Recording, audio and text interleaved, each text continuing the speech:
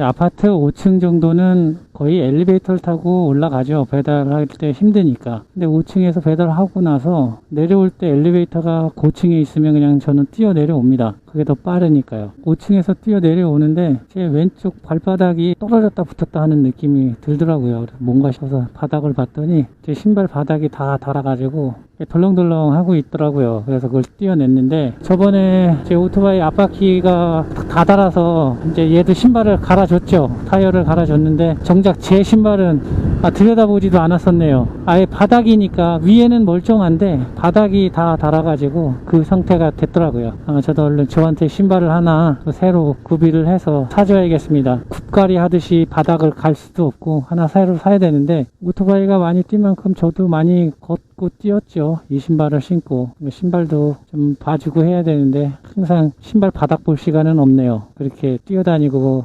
배달하냐고. 오른쪽은 또 멀쩡해요, 바닥이. 그래서 오토바이를 이렇게 타고 가다 쓸 때 보면 제가 왼발로 오토바이를 딛고 서서 기다릴 때 보면 왼발로 많이 디디고 있더라고요, 땅에. 그러다 보니까 왼쪽 발바닥이 더 많이 닿는 것 같아요. 그 보드나 이런 거 탈 때 굽히신 분들은 오른쪽이 더 많이 달겠죠. 오른쪽으로 분명히 다들 이렇게 대실 테니까. 저는 레귤러 스타일이라 왼쪽으로 되는 거고, 오른쪽은 쌩쌩한데 왼쪽만 달아 있으니까 왼쪽만 파는 데 있으면 왼쪽만 사고 싶은데 그런 건 없고 별 생각을 다 하네. 아이고, 쓸 때 이렇게 기다리면서 다리로 지탱을 하고 뭐 이렇게 하다 보면, 많이 걸어서도 그렇겠지만 밤에 가면 그렇게 종아리가 쑤셔요. 주물러 주면 시원하고. 그래도 예전에는, 지금은 망가져 버렸는데, 이 어깨에만 주물러주는 그 마사지를 종아리에다 대고 막 돌리기도 했었거든요. 시원하고 좋더라고요. 종아리가 의외로 많이 피로해지더라고요. 그리고 뭐 발목에서도 소리가 나고, 무릎은 이게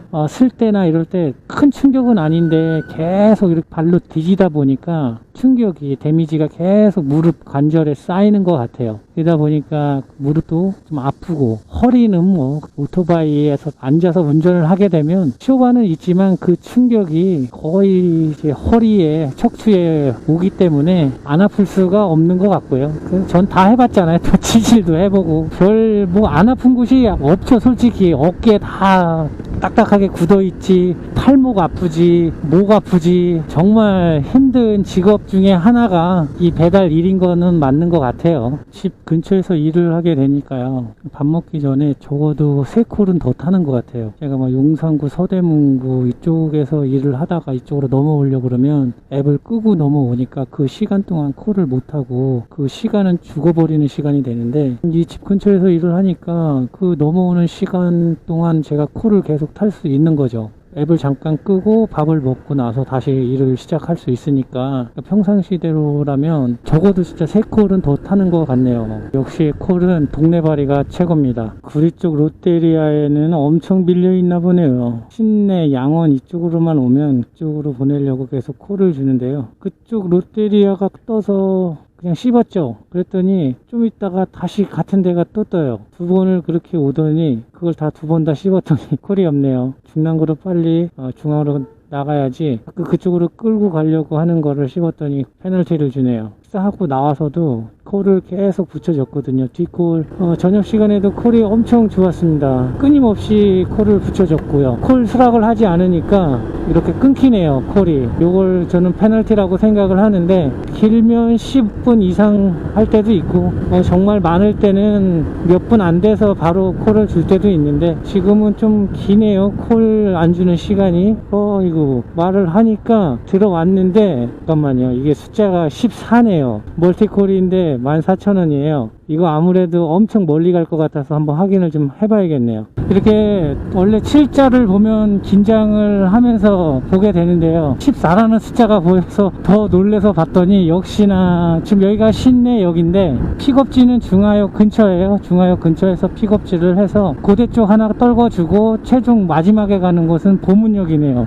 신내역에서 보문역까지 가는 거죠. 2개의 콜을 가지고 중간에 떨궈주는 그런 콜인데 14,000원이니까요 픽업해서 가는데 1시간은 안 걸리겠죠. 1시간에 15,000원 꼴 생각하고 그냥 투덜대지 않고 가기로 했습니다. 오늘 하루 종일 해서 14,000원짜리 지금이 처음인 것 같네요. 저는 이 집 도너츠를 사 먹어보진 않았는데요. 다 나중에는 한번 사 먹어 봐야겠습니다. 근데 체육적으로 가는 곳에 배달할 게 이 도너츠인데 그곳에서 여기에 있는 도너츠를 시키신단 말이에요. 거리도 상당한데, 그러니까 이게 맛의 퀄리티가 장난 아니지 않은 이상은 저 같으면 그렇게 시켜 먹진 않을 것 같거든요. 근데 아무튼 여기서 그 주문이 됐고 제가 픽업을 해서 가야 된다는 게 항상 좀 의문이에요. 혹시 이게 주문이 되고 정말 이렇게 이 거리에 시켜 드시는 분들이 있다고? 이런 의문이 좀 생깁니다. 뭐 이런 분들이 계셔서 제가 배달을 할 수 있는 건 사실인데요. 그러니까 그래도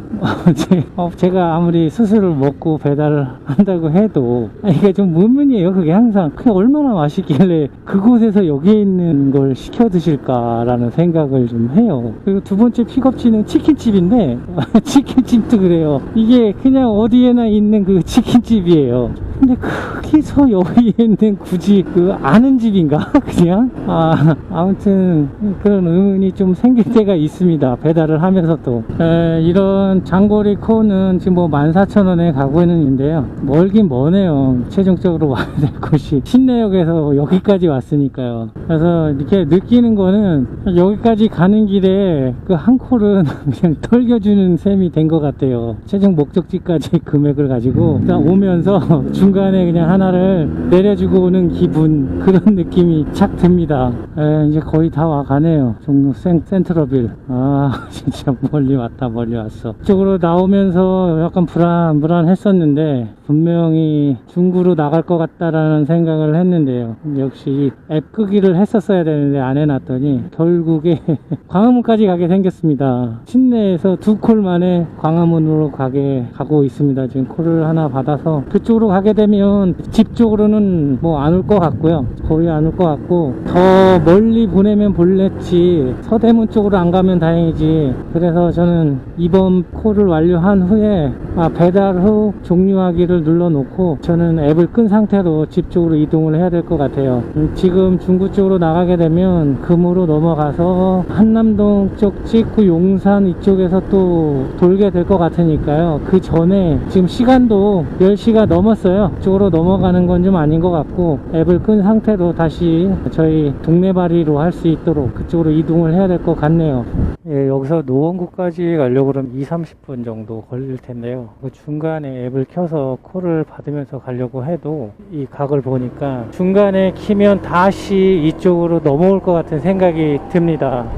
그래서 아예 20-30분을 쓰더라도 그냥 노원구 쪽으로 확실히 넘어간 후에 앱을 다시 켜야겠어요. 지금 가다가 중간에 청량리 이쯤에서 키게 되면 다시 백으로 올 것 같은 불길한 생각이 듭니다.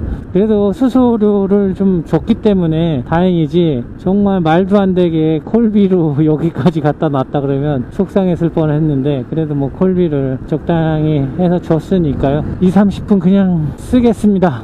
오늘 낮에는 햇빛이 그렇게 강하지 않고 약간 흐린 듯한 날씨였는데 따갑진 않은데 은근히 되게 더웠어요. 습하면서 더운 날씨였는데 이 저녁 때가 돼도 그 날씨가 계속 유지가 됐었거든요. 더우면서 습한 그런 은근히 더운 그런 날씨였는데 10시 넘어가니까 이제 좀 조금씩 선선한 느낌이 드네요. 열대야 때문에 막 잠을 설치고 막 그랬었는데 그 며칠 전만 해도, 근데 태풍 한번 왔다 가고 나니까 또 10시쯤 되니까 에어컨 없이도 잘 것 같은 그런 날씨가 됐네요. 태풍이 또 올라오고 있을 텐데 그 태풍 지나가고 쯤 되면 이 여름 더위도 다 가지 않았나 싶은 생각이 드네요. 뜨거워 죽겠네, 더워 죽겠네 했었는데 진짜 좀 있으면 추워 죽겠네 하겠네요. 시간은 참 빨리 가는 것 같은 생각이 듭니다. 이 오토바이를 타고 일을 하면 시간이 언제 갔는지 모르게 그렇게 가더라고요. 힘들기도 한데 시간도 정말 빨리 가는 것 같아요. 생각할 틈도 없이 이곳에서 저쪽으로 픽업해서 또 배달하고 하다 보면 1시간이 언제 지나갔는가 생각 정도 정도로 지나가 있고, 진짜 배가 고픈데 싶으면 5시고, 하여튼 이런 시간이 정말 빨리 간다는 생각을 하루하루 더 하게 되네요. 예전에 부모님들께서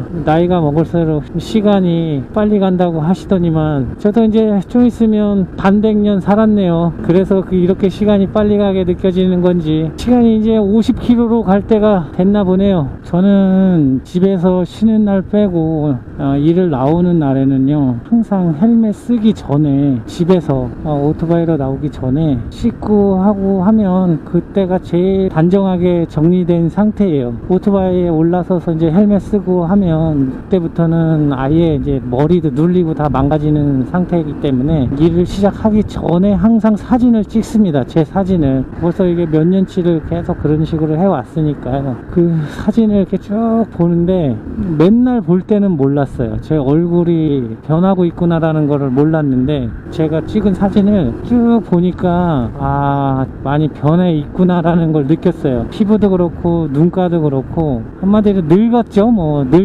늙었다라는 생각이 들더라고요. 그만큼 세월이 흘렀고 일도 많이 하면서 고생을 좀 했나 보다라는 생각을 하게 되더라고요. 저는 그 사진을 찍는 이유가 이 일이 정말 어떻게 될지 모르는 일이라서 그래요. 항상 오늘이 제일 젊은 날이거든요. 전 벌써 아침보다 제가 오늘 늙었잖아요. 지금 들어갈 때쯤 되면 아침보다는 늙은 상태가 되기 때문에 제일 젊었을 때의 사진을 한 장씩 남겨 놓는 거죠. 제가 이 일을 하다가 또 혹시 어떻게 될지 모르는 위험한 일이니까 뭔 일이 있을 때 사진을 써야 될 때는 그 사진을 쓰는 게 낫지 않을까 싶어서 제일 최근 제일 잘 나온 사진으로 쓰는 게 나을 것 같아서 그렇게 항상 제 핸드폰으로 찍고 나오는데, 그렇더라고요. 그 사진을 보니까 예전에 저희 할머니들 이렇게 보시면 이제 연세가 어느 정도 되시면 사진관에 가서 영정사진을 찍어 가지고 오시더라고요. 이제 처음에는 그런 걸 이해를 못했죠. 왜 그러신가. 근데 그분들께서 말씀하시기로는 장수하시려고 그러신다고 하더라고요. 오래 사시려고 그런 걸 해놓으면 미신 그리고 풍습 이런 게 있어서 그런 걸 해놓는다고 하셨는데, 제가 제 사진을 찍는 건 어떻게 보면 영정사진일 수도 있어요. 오토바이라는 건 정말 모르는 일이니까. 그래서 그렇게 찍어서 안 좋은 일이 더 안 생길 수도 있었나 싶은 생각도 들고, 제일 저를 지켜주는 건 저희 주님이시죠. 주님께서 지켜주시고 또 저희 그런 그런 행동들이 또 더 저를 지켜줬나 싶은 생각도 들고, 그냥 이렇게 시간을 죽이면서 가니까 그냥 이런저런 얘기를 하게 되네요. 예전 사진을 보면 이렇게 머리가 이렇게 깔끔하게 단정돼 있는 상태여서 어느 정도 쭉 오다 보면 또 갑자기 싹 깔끔해진 사진으로 돼 있고 그래요. 근데 지금은 그 깔끔해졌던 모습에서 다시 깔끔해진 모습까지의 그 기간이 길어요. 예전에는 그렇지 않더라고요. 그렇게 머리를 그래도 어느 정도 하고 다녔더라고요, 제가. 그리고 저는 제 조끼에 메모지 같은 편지인데요. 거기에는 그런 게 들어있어요. 제 혈액형이랑 제 이름, 그리고 연락처, 누구에게 연락을 해달라고 할 거랑, 저는 장기 기증자입니다 라고 써놓은 거랑, 마지막에 우리 가족에게 쓰는 편지, 그 편지는 맨날 쓰는 게 아니라 한 달에 한 번 쓸 때도 있고요. 어쩔 때는 2주에 한 번 쓸 때도 있고, 그때마다 바꾸는 거죠, 편지 내용을. 그러면 새 걸로 바꿔서 갖고 다니는데, 그렇게 해서 제 주머니에 항상 갖고 다니죠. 어떻게 사람 일 모르니까. 무슨 말을 하려다가 그것까지 얘기를 하게 됐나 싶은데, 어쨌든 어떤 사람들은 이 판에다 자기 혈액형을 새겨서 다닌다고 하더라고요. 그리고 장기 기증자분들은 틀을 그려놓고 자기 장기 기증자라고 몸에 그려놓으신 분들도 계신데, 저는 그렇게는 안 하고 전쟁 나가는 군인도 아니고 그냥 제 개인적인 생각으로 그래요. 오토바이 타고 일한다는 것 자체가 좀 어렵고 위험하고 힘든 일이라서 쓸데없는 짓이다 라고 생각할 수도 있는데, 그냥 저는 저만의 그냥 생활이죠, 그게. 특히 제가 전쟁은 안 해봤지만 오토바이를 타고 일을 나오면 전쟁터인 건 그거보다야 좀 덜 하겠지만, 그래도 전쟁터만큼 위험한 거는 사실이에요. 도로도 그렇고 차들도 그렇고, 제가 처음에 제 바이크를 그냥 제 취미로 타고 레저로 타고 할 때는 그런 걸 잘 몰랐는데, 항상 오토바이를 탔던 사람이 배달통을 달고 이 오토바이를 끌고 나와서 일을 시작하는 그 첫날 그 기분은 아직도 전 잊을 수가 없어요. 제가 평상시에 탔을 때는 차들이 그런 생각을 할 거라는 생각을 안 했는데, 제가 배달통을 달고 나와서 이 일을 하는 그날은 이 차량이나 모든 도로에 있는 상황들이, 특히 버스, 택시 이런 뭐 차량들이 배달 오토바이에 대해서 우호적인 차들이 없구나, 이걸 정말 느꼈어요. 그리고 엄청 다르게 생각하는구나 라는 걸 느끼면서 위협을 엄청 느꼈죠. 진짜 첫날 그 바이크를 탔던 사람인데도 불구하고 겁을 엄청 먹었던 것 같아요. 달리지도 못하고. 뭐 솔직히 지금도 나오면 무서워요. 이 오토바이 타는 게 일하는 게 익숙해지긴 했지만, 큰 차 옆에 지나가고 버스 옆에 지나가고 하면 전 아직도 무섭습니다. 이 일을 하는 게 솔직히. 그리고 가정이 생기면서 그 겁이 더 늘었죠. 그러니까 더 무서워요. 일을 하는 게. 혹시라도 잘못되면 안 되니까, 저는 우리 집에서 잘못되면 안 되는 사람이니까 점점 겁이 나고, 일할 때도 예전만큼 그렇게, 예전보다는 소극적으로 타게 되죠. 겁나니까. 근데 그게 당연한 거고 맞는 방법인 것 같아요. 소극적으로 타는 게. 뭐 오토바이를 잘 타는 게 어떤 거냐고 물어보면, 저는 정말 안전하게 오래 타는 게 제일 잘 타는 거죠. 빨리 가고 사이사이 잘 빠져나가고 빨리 달리고 뭐 그런 게 잘 타는 게 아니라 정말 안전하게 오래 타는 게 제일 잘 타는 방법인 거죠. 그래서 무서워서 항상 주님께 저를 지켜달라고 그렇게 기도를 드리는 겁니다. 광화문에서 넘어와가지고 중화역에서 앱을 켰는데, 오다 보니까 마장역 쪽에 와 있어요. 또 껐습니다. 앱을 또 끄고 다시 집 방향으로 다시 이동을 하고 있습니다. 지금 뭐 시간이 거의 12시가 돼 가고요. 지금 11시 28분, 거의 12시도 돼 가는데, 또 오다 보니까 또 여기에요. 가다가 한 콜 정도만 더 받고 오늘 일을 마무리 하려고 합니다. 폭염처럼 뜨거운 날씨는 아니었고요. 근데 은근히 사람 덥고 짜증나게 하는 날씨였어요. 계속 그랬고 10시 정도 되니까 좀 낮이었는데, 오늘도 제가 해야 할 시간까지 마무리를 할 수 있을 것 같고요. 이곳저곳 다니면서 픽업하고 배달하고 이런저런 이야기 하면서 배달하다 보니까 또 하루가 마무리가 되네요. 아무 일 없이 아무 탈 없이 이렇게 마무리를 할 수 있어서 다행이다 생각을 하고요. 주님께 항상 감사드리고, 오늘도 수고하신 우리 라이더 분들 모두 고생 많으셨고 수고하셨습니다. 항상 그랬듯이 끝나는 시간까지 마무리 잘 하시고 그 시간까지 지켜주시기를 기도드리면서요, 행복한 새벽 시간 되시라고 말씀드리고, 정말 고생들 많으셨습니다.